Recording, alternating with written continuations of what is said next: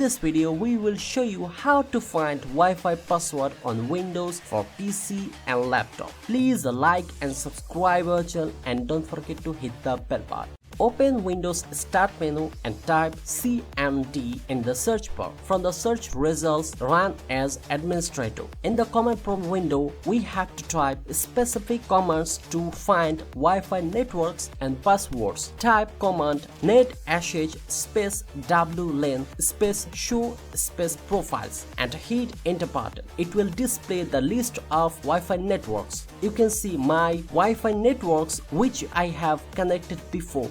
If you want to get any Wi-Fi passwords from the showing list, then another command should be entered. Suppose I want to know the password of Sigma, then I will write netsh space wlen space show space profile and then quotation mark, copy the profile name, paste and then enter the quotation mark space key is equal to clear and hit the enter key. You will find the Wi-Fi password written after key content. That's your Wi-Fi password. Simple, isn't it? There is another way to find the Wi-Fi password of a network you are currently using. Go to Start button and search for Control Panel.